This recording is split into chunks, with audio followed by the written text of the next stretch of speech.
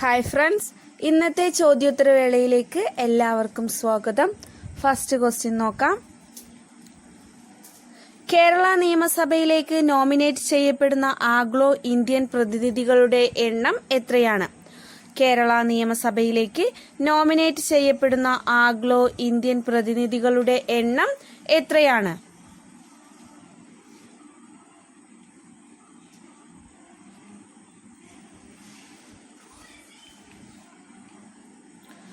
കേരള നിയമസഭയിലേക്ക് നോമിനേറ്റ് ചെയ്യപ്പെടുന്ന Anglo Indian പ്രതിനിധികളുടെ എണ്ണം 1 ഒരു ആംഗ്ലോ ഇന്ത്യൻ പ്രതിനിധിയെയാണ് കേരള നിയമസഭയിലേക്ക് നോമിനേറ്റ് ചെയ്യപ്പെടുന്നത്. കേരള നിയമസഭയെ അഭിസംബോധന ചെയ്ത ഏക പ്രധാനമന്ത്രി ആരാണ്? കേരള നിയമസഭയെ അഭിസംബോധന ചെയ്ത ഏക പ്രധാനമന്ത്രി ആര്?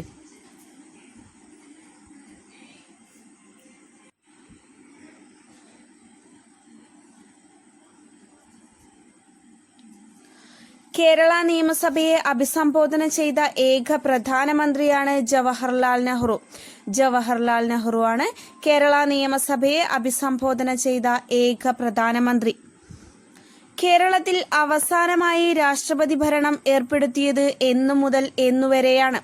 കേരളത്തിൽ അവസാനമായി രാഷ്ട്രപതി ഭരണം ഏർപ്പെടുത്തിയത് എന്നു മുതൽ എന്നുവരെയാണ്?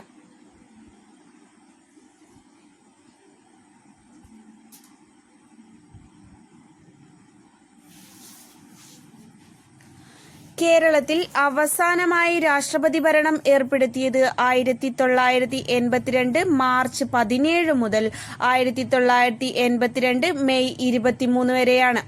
1982 മാർച്ച് 17 മുതൽ 1982 മാർച്ച് 23 വരെ. കോടതി വിധിയിലൂടെ നിയമസഭാംഗത്വം ലഭിച്ച ആദ്യ വ്യക്തി ആര്?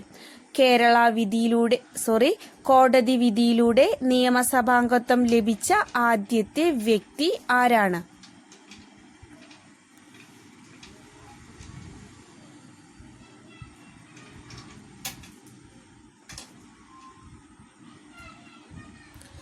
കോടതി വിധിയിലൂടെ നിയമസഭാംഗത്വം ലഭിച്ച ആദ്യ വ്യക്തിയാണ് VR കൃഷ്ണയ്യർ.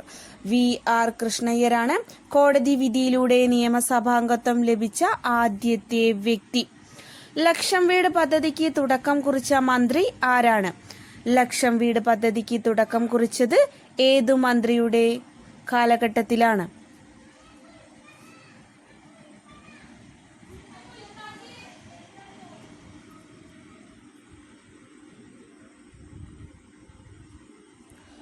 ലക്ഷം വീട് പദ്ധതിക്ക് തുടക്കം കുറിച്ചത് MN ഗോവിന്ദൻ നായരാണ്. ലക്ഷം വീട് പദ്ധതിക്ക് തുടക്കം കുറിച്ച മന്ത്രിയാണ് MN ഗോവിന്ദൻ നായർ.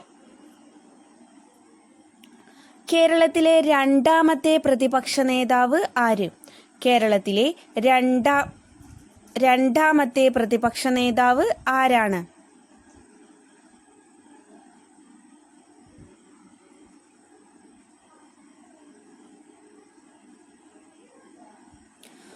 കേരളത്തിലെ രണ്ടാമത്തെ പ്രതിപക്ഷ നേതാവാണ് EMS നമ്പൂതിരിപ്പാട്.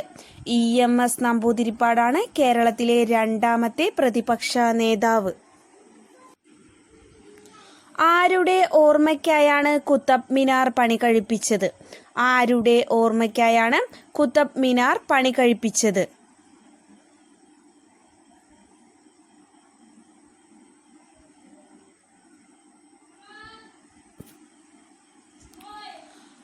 കുത്തബ് മിനാർ പണി കഴിപ്പിച്ചത് സൂഫി സന്യാസിയായ ഖ്വാജ ഖുത്ബുദ്ദീൻ ബക്തിയാർ കാക്കിക്ക് വേണ്ടിയാണ്. ഖ്വാജ ഖുത്ബുദ്ദീൻ ബക്തിയാർ കാക്കിയുടെ ഓർമ്മയ്ക്കായാണ് കുത്തബ് മിനാർ പണി കഴിപ്പിച്ചത്.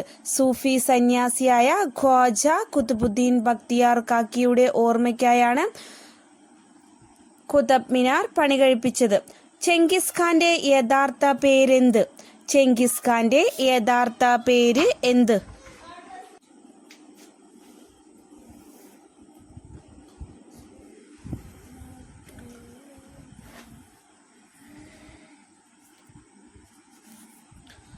ചെങ്കിസ് ഖാന്റെ യഥാർത്ഥ പേരാണ് തെമുജിൻ. തെമുജിൻ എന്നാണ് ചെങ്കിസ് ഖാന്റെ യഥാർത്ഥ പേര്. ഡൽഹി ഭരിച്ച ഏക വനിതാ ഭരണാധികാരിയായ റസിയ സുൽത്താന ആരുടെ മകളാണ്? ഡൽഹി ഭരിച്ച ഏക വനിതാ ഭരണാധികാരിയായ റസിയ സുൽത്താന ആരുടെ മകളാണ്?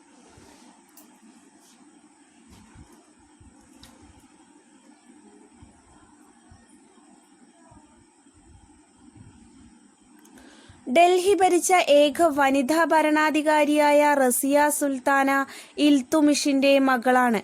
ഇൽത്തുമിഷിന്റെ മകളാണ് ഡൽഹി ഭരിച്ച ഏക വനിതാ ഭരണാധികാരിയായ റസിയ സുൽത്താന. ദൈവത്തിന്റെ പ്രതിപുരുഷൻ എന്ന് സ്വയം വിശേഷിപ്പിച്ച ഭരണാധികാരി ആര്? ദൈവത്തിന്റെ പ്രതിപുരുഷൻ എന്ന് സ്വയം വിശേഷിപ്പിച്ച ഭരണാധികാരി ആരായിരുന്നു?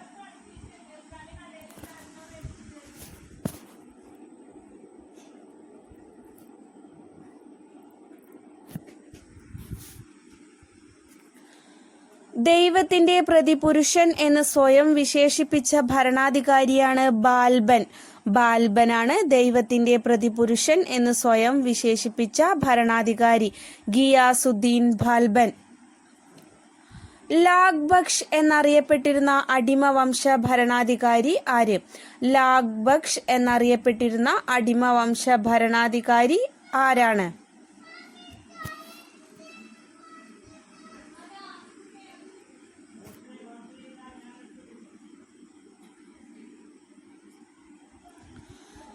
ലാഗ് ബക്ഷ് എന്നറിയപ്പെട്ടിരുന്ന അടിമവംശ ഭരണാധികാരിയാണ് കുത്തുബുദ്ദീൻ ഐബക്ക്.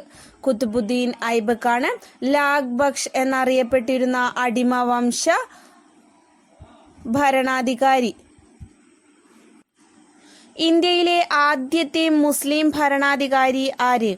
ഇന്ത്യയിലെ ആദ്യത്തെ മുസ്ലിം ഭരണാധികാരി ആരാണ്?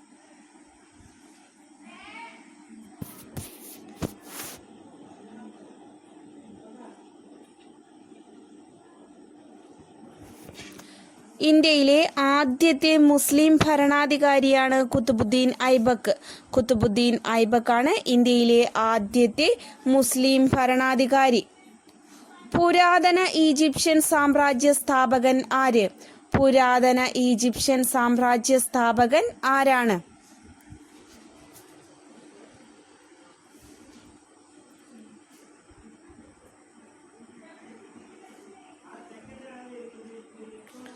പുരാതന ഈജിപ്ഷ്യൻ സാമ്രാജ്യ സ്ഥാപകനാണ് മെനസ്. മെനസ് ആണ് പുരാതന ഈജിപ്ഷ്യൻ സാമ്രാജ്യ സ്ഥാപകൻ. ഈജിപ്തിലെ രാജാക്കന്മാർ അറിയപ്പെട്ടിരുന്ന പേര്? ഈജിപ്തിലെ രാജാക്കന്മാർ അറിയപ്പെട്ടിരുന്ന പേര് എന്താണ്?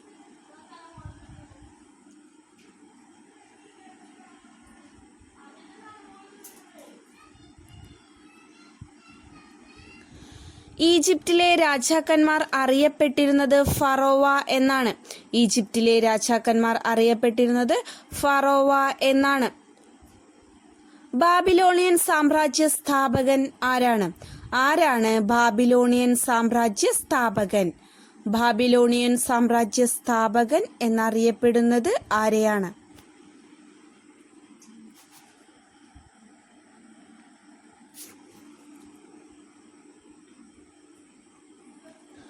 ബാബിലോണിയൻ സാമ്രാജ്യ സ്ഥാപകനാണ് ഹമ്മുറാബി.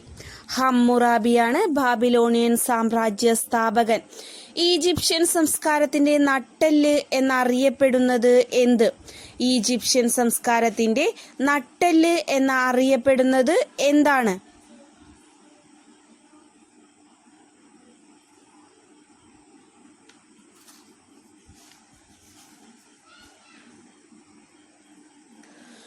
ഈജിപ്ഷ്യൻ സംസ്കാരത്തിന്റെ നട്ടെല്ല് എന്നറിയപ്പെടുന്നത് കൃഷിയാണ്. ഈജിപ്ഷ്യൻ സംസ്കാരത്തിന്റെ നട്ടെല്ല് എന്നറിയപ്പെടുന്നത് കൃഷിയാണ്.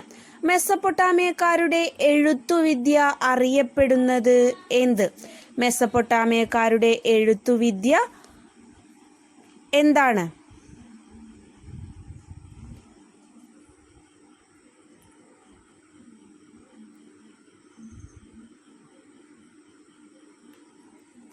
മെസപ്പൊട്ടാമിയക്കാരുടെ എഴുത്തുവിദ്യയാണ് ക്യൂണിഫോം ലിപി. മെസപ്പൊട്ടാമിയക്കാരുടെ എഴുത്തുവിദ്യയാണ് ക്യൂണിഫോം ലിപി. സുമേറിയൻ ജനതയുടെ അളവ് തൂക്ക സമ്പ്രദായം അറിയപ്പെട്ടിരുന്നത് എങ്ങനെയാണ്? സുമേറിയൻ ജനതയുടെ അളവ് തൂക്ക സമ്പ്രദായത്തെ അറിയപ്പെട്ടിരുന്നത് എങ്ങനെയാണ്?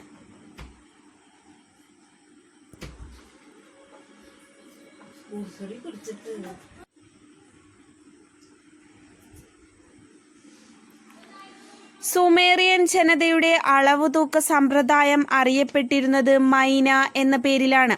സുമേറിയൻ ജനതയുടെ അളവ് തൂക്ക സമ്പ്രദായമാണ് മൈന.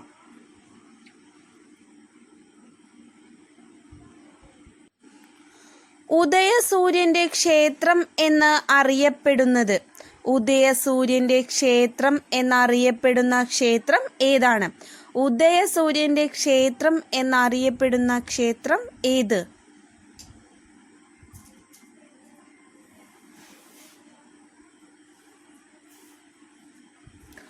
ഉദയസൂര്യന്റെ ക്ഷേത്രം എന്നറിയപ്പെടുന്നത് അബു സിംബൽ ക്ഷേത്രത്തെയാണ്. അബു സിംബൽ ക്ഷേത്രത്തെയാണ് ഉദയസൂര്യന്റെ ക്ഷേത്രം എന്ന് അറിയപ്പെടുന്നത്.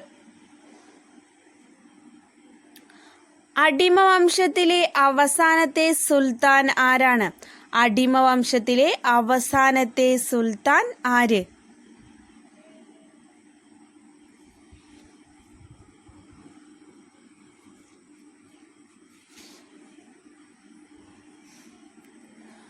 അടിമവംശത്തിലെ അവസാനത്തെ സുൽത്താനാണ് കൈക്കോബാദ്. കൈക്കോബാദാണ് അടിമവംശത്തിലെ അവസാനത്തെ സുൽത്താൻ. ഇന്ത്യയിലെ ആദ്യ ഇസ്ലാമിക രീതിയിലുള്ള നിർമ്മിതി ഏത്? ഇന്ത്യയിലെ ആദ്യ ഇസ്ലാമിക രീതിയിലുള്ള നിർമ്മിതി ഏതാണ്?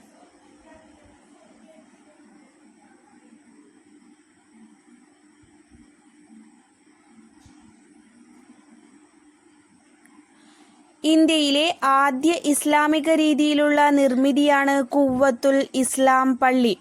കുവ്വത്തുൽ ഇസ്ലാം പള്ളിയാണ് ഇന്ത്യയിലെ ആദ്യ ഇസ്ലാമിക രീതിയിലുള്ള നിർമ്മിതി. ഇൻഡോ ഇസ്ലാമിക് വാസ്തുവിദ്യാ ശൈലിയിൽ പണിതീർത്ത ആദ്യ നിർമ്മിതി ഏത്? ഇൻഡോ ഇസ്ലാമിക് വാസ്തുവിദ്യാ ശൈലിയിൽ പണിതീർത്ത ആദ്യ നിർമ്മിതി ഏത്?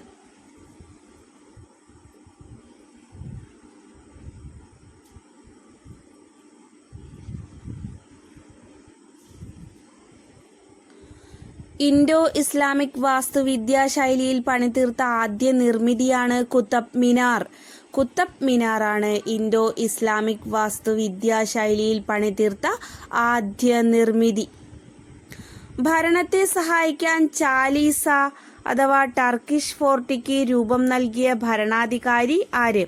ഭരണത്തെ സഹായിക്കാൻ ചാലീസ അഥവാ ടർക്കിഷ് ഫോർട്ടി എന്ന സംഘടനയ്ക്ക് രൂപം നൽകിയ ഭരണാധികാരി ആരാണ്?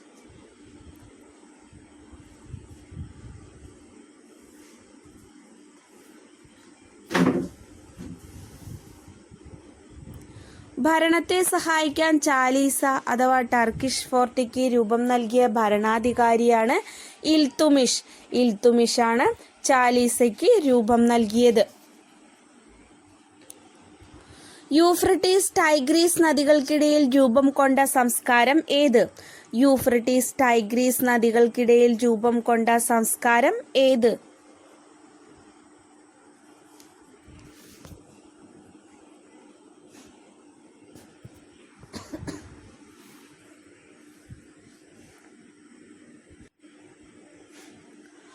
യൂഫ്രട്ടീസ് ടൈഗ്രീസ് നദികൾക്കിടയിൽ രൂപം കൊണ്ട സംസ്കാരമാണ് മെസപ്പൊട്ടാമിയൻ സംസ്കാരം. മെസപ്പൊട്ടാമിയൻ സംസ്കാരമാണ് യൂഫ്രട്ടീസ് ടൈഗ്രീസ് നദികൾക്കിടയിൽ രൂപം കൊണ്ടത്.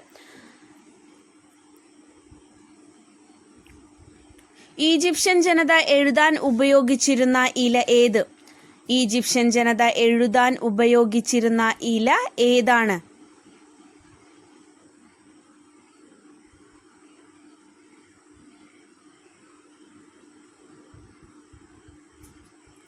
ഈജിപ്ഷ്യൻ ജനത എഴുതാൻ ഉപയോഗിച്ചിരുന്ന ഇലയാണ് പാപ്പിറസ് ചെടിയുടെ ഇല. പാപ്പിറസ് ചെടിയുടെ ഇലയാണ് ഈജിപ്ഷ്യൻ ജനത എഴുതാൻ ഉപയോഗിച്ചിരുന്ന ഇല. മലയാളത്തിലെ ആദ്യകാല ലിപികൾ ഏതെല്ലാം? മലയാളത്തിലെ ആദ്യകാല ലിപികൾ ഏതെല്ലാമാണ്?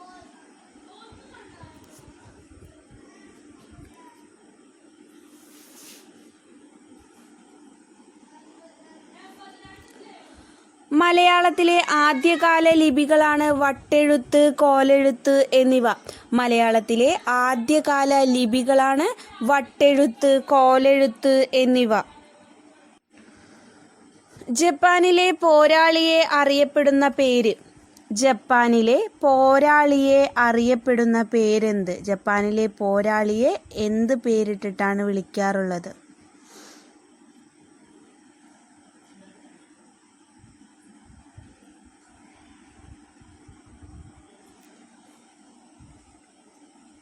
ജപ്പാനിലെ പോരാളിയാണ് സാമുറായി. ജപ്പാനിലെ പോരാളിയെ സാമുറായി എന്നാണ് അറിയപ്പെടുന്നത്. സാമുറായി എന്നാണ് ജപ്പാനിലെ പോരാളിയെ അറിയപ്പെടുന്നത്.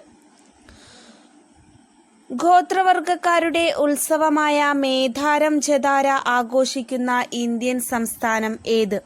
ഗോത്രവർഗക്കാരുടെ ഉത്സവമായ മേധാരം ജതാര ആഘോഷിക്കുന്ന ഇന്ത്യൻ സംസ്ഥാനം ഏതാണ്?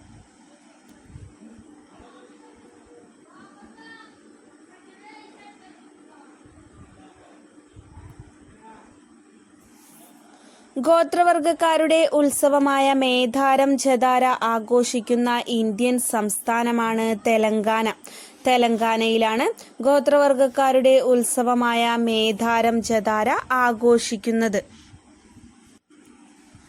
കുങ്കുമപ്പൂവിന് ചുവപ്പ് നിറം നൽകുന്ന വർണ്ണകം ഏത്? കുങ്കുമപ്പൂവിന് ചുവപ്പ് നിറം നൽകുന്ന വർണ്ണകം.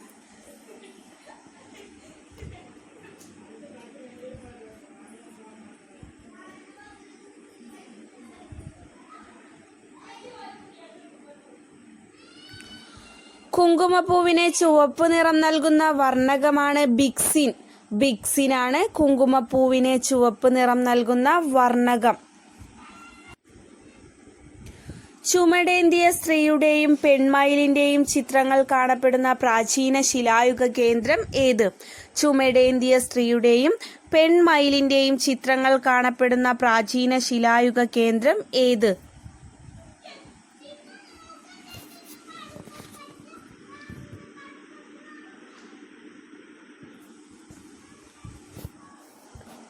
ചുമടേന്തിയ സ്ത്രീയുടെയും പെൺമയിലിന്റെയും ചിത്രങ്ങൾ കാണപ്പെടുന്ന പ്രാചീന ശിലായുഗ കേന്ദ്രമാണ് ഭിംബേട്ക. ഭിംബേട്കയിലാണ് ചുമടേന്തിയ സ്ത്രീയുടെയും പെൺമയിലിന്റെയും ചിത്രങ്ങൾ കാണപ്പെടുന്ന പ്രാചീന ശിലായുഗ കേന്ദ്രം. ഭീമന്റെ ഇരിപ്പിടം എന്നർത്ഥമുള്ള പ്രാചീന ശിലായുഗ കേന്ദ്രമാണേത്? ഭിംബേട്ക. മധ്യപ്രദേശിലാണ് ഭിംബേട്ക സ്ഥിതി ചെയ്യുന്നത്. ഇന്ത്യയിൽ ഏറ്റവും കൂടുതൽ സിന്ധു നദീതട കേന്ദ്രങ്ങൾ കണ്ടെത്തപ്പെട്ടിട്ടുള്ള സംസ്ഥാനം ഏത്? ഇന്ത്യയിൽ ഏറ്റവും കൂടുതൽ സിന്ധു നദീതട കേന്ദ്രങ്ങൾ കണ്ടെത്തപ്പെട്ടിട്ടുള്ള സംസ്ഥാനം ഏതാണ്?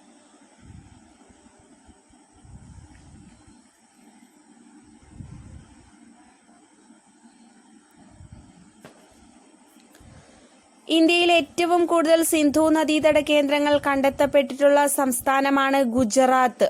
ഗുജറാത്തിലാണ് ഇന്ത്യയിൽ ഏറ്റവും കൂടുതൽ സിന്ധു നദീതട കേന്ദ്രങ്ങൾ കണ്ടെത്തപ്പെട്ടിട്ടുള്ളത്. INCയുടെ പ്രസിഡന്റാകുന്ന ആദ്യ ദക്ഷിണേന്ത്യക്കാരൻ ആര്? INCയുടെ പ്രസിഡന്റാകുന്ന ആദ്യത്തെ ദക്ഷിണേന്ത്യക്കാരൻ ആരാണ്?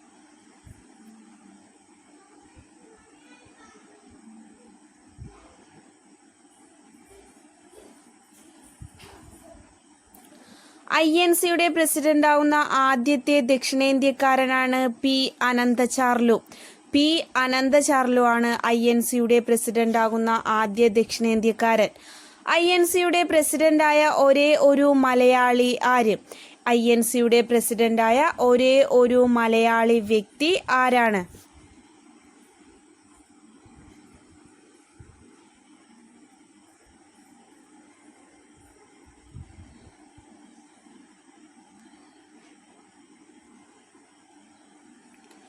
INCയുടെ പ്രസിഡന്റായ ഒരേ ഒരു മലയാളിയാണ് C. ശങ്കരൻ നായർ.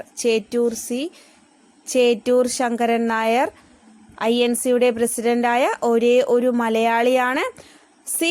ശങ്കരൻ നായർ. 1897 അമരാവതി സമ്മേളനത്തിലാണ്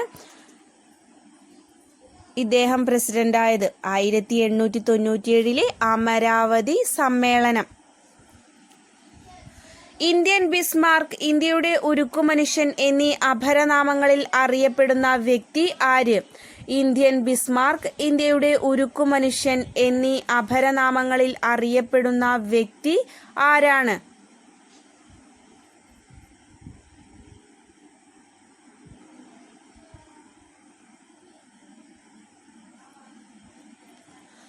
ഇന്ത്യൻ ബിസ്മാർക്ക്, ഇന്ത്യയുടെ ഉരുക്കുമനുഷ്യൻ എന്നീ അപരനാമങ്ങളിൽ അറിയപ്പെടുന്ന വ്യക്തിയാണ് സർദാർ വല്ലഭായ് പട്ടേൽ.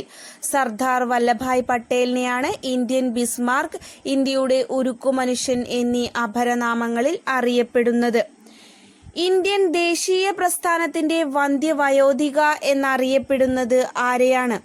ഇന്ത്യൻ ദേശീയ പ്രസ്ഥാനത്തിന്റെ വന്ധ്യവയോധിക എന്നറിയപ്പെടുന്നത് ആരെയാണ്?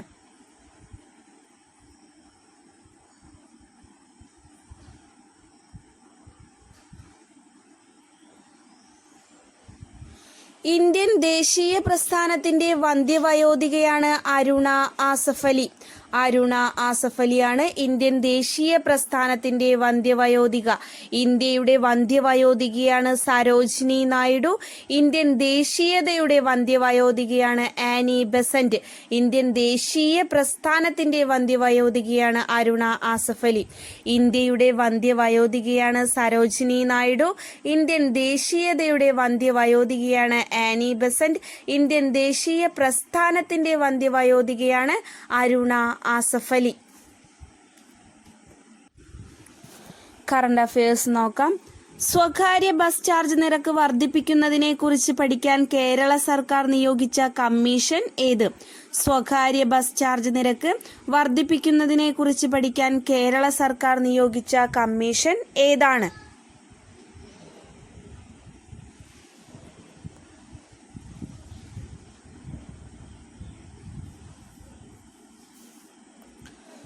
സ്വകാര്യ ബസ് ചാർജ് നിരക്ക് വർദ്ധിപ്പിക്കുന്നതിനെ കുറിച്ച് പഠിക്കാൻ കേരള സർക്കാർ നിയോഗിച്ച കമ്മീഷനാണ് justice Ramachandran commission. Justice Ramachandran കമ്മീഷനാണ് സ്വകാര്യ ബസ് ചാർജ് നിരക്ക് വർദ്ധിപ്പിക്കുന്നതിനെ കുറിച്ച് പഠിക്കാൻ കേരള സർക്കാർ നിയോഗിച്ച കമ്മീഷൻ. ആശുപത്രി കിടക്കകൾ, വെന്റിലേറ്ററുകൾ ഇവയുടെ വിവരം ലഭ്യമാക്കുന്നതിനായി ഡൽഹി സർക്കാർ ആരംഭിച്ച മൊബൈൽ ആപ്ലിക്കേഷൻ ഏത്? ആശുപത്രി കിടക്കകൾ, വെന്റിലേറ്ററുകൾ ഇവയുടെ വിവരം ലഭ്യമാക്കുന്നതിനായി ഡൽഹി സർക്കാർ ആരംഭിച്ച മൊബൈൽ ആപ്ലിക്കേഷൻ ഏത്?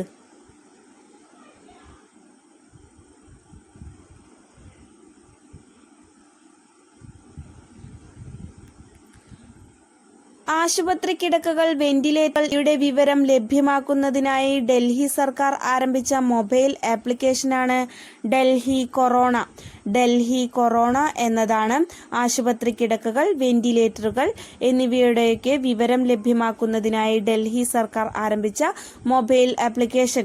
ഇത് ആരംഭിച്ചത് 2020 ജൂൺ 2-നാണ്.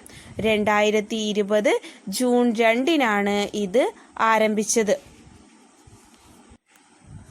ഭരണഘടനാനുമതി ലഭിച്ച NCBCയുടെ ആദ്യ ചെയർമാൻ ആര്? ഭരണഘടനാനുമതി ലഭിച്ച NCBCയുടെ ആദ്യ ചെയർമാൻ ആരാണ്?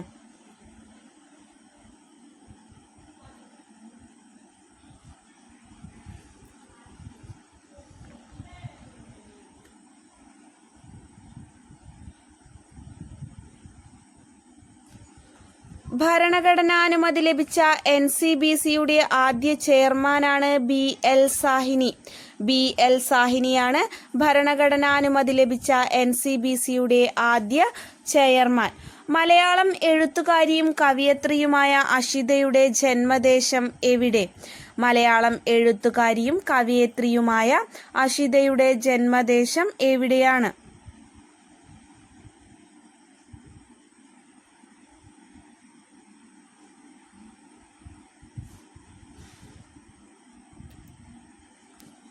മലയാളം എഴുത്തുകാരിയും കവയിത്രിയുമായ അഷിതയുടെ ജന്മദേശമാണ് തൃശൂർ. തൃശൂരാണ് മലയാളം എഴുത്തുകാരിയും കവയിത്രിയുമായ അഷിതയുടെ ജന്മദേശം. ലോകത്തിലെ ഏറ്റവും പുതിയ രാജ്യം ഏത്? ലോകത്തിലെ ഏറ്റവും പുതിയ രാജ്യം ഏത്?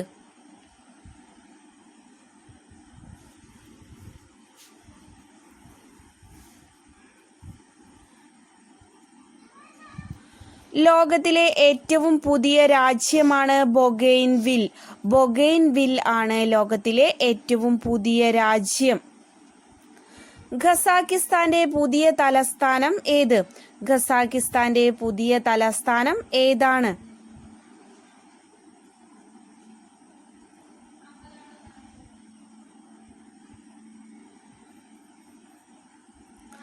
ഖസാക്കിസ്ഥാന്റെ പുതിയ തലസ്ഥാനമാണ് നൂറുൽ സുൽത്താൻ. നൂറുൽ സുൽത്താനാണ് ഖസാക്കിസ്ഥാന്റെ പുതിയ തലസ്ഥാനം. 2019 ഫെബ്രുവരി 1 കേന്ദ്ര ഗവൺമെന്റിന്റെ ഇടക്കാല ബജറ്റ് അവതരിപ്പിച്ചത് ആര്? 2019 ഫെബ്രുവരി 1 കേന്ദ്ര ഗവൺമെന്റിന്റെ ഇടക്കാല ബജറ്റ് അവതരിപ്പിച്ചത് ആരാണ്?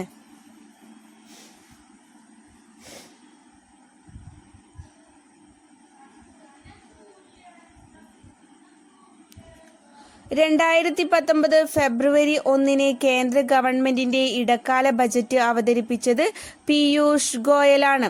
പീയൂഷ് ഗോയലാണ് 2019 ഫെബ്രുവരി 1 കേന്ദ്ര ഗവൺമെന്റിന്റെ ഇടക്കാല ബജറ്റ് അവതരിപ്പിച്ചത്.